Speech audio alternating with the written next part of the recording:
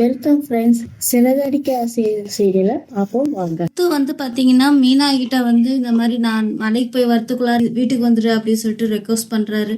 Request பண்ற கேட்ட மீனா வந்து ஃபீல் பண்றாங்க, இவ்வளவு நல்ல மனுஷங்கிட்ட போய் நான் வந்து ஒரு உண்மையை மறைக்கிறேனே அப்படின்னு சொல்லிட்டு ஃபீல் பண்றாங்க. சுருதியோட ரெஸ்டாரண்ட்ல வந்து ஒரு 2 பேர் சாப்பிட வந்திருப்பாங்க. சாப்பிட வந்தவங்க என்ன பண்ணுவாங்க பாத்தீங்கன்னா, இந்த ரெஸ்டாரண்ட்டை பத்தி வீடியோ எடுப்பாங்க. ஃபுட்டு நல்லா இல்லை, ஆனா வந்து ரேட் மட்டும் அதிகமா இருக்குன்னு வீடியோ எடுப்பாங்க.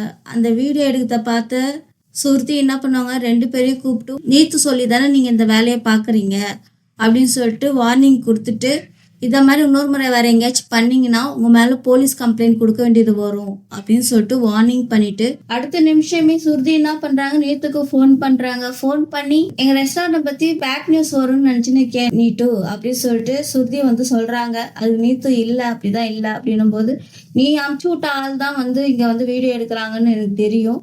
அவங்க போலீஸ் கிட்ட கம்ப்ளைண்ட் கொடுக்குறான்னே பயந்து போயிட்டாங்க. இல்ல நான் போலீஸ் கிட்ட கம்ப்ளைண்ட் கொடுக்கணுமா அப்படின்னு சொல்லிட்டு நீத்துவை வந்து வார்ன் பண்றாங்க சுருதி.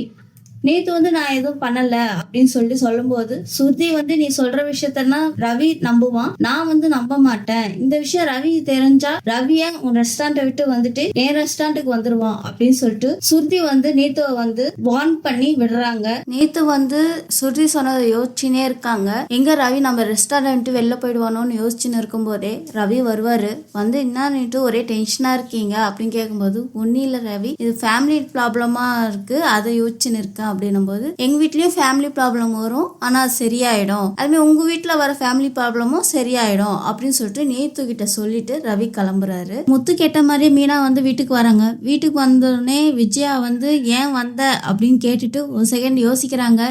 ரோஹிணி சாப்பாடு சாப்பிட்டே நம்ம வந்து ஹாஸ்பிட்டல் போற நிலைமை வந்துடும், அதனால வந்து மீனா வரத்து தான் நல்லது அப்படின்னு சொல்லி யோசிக்கிறாங்க விஜயா.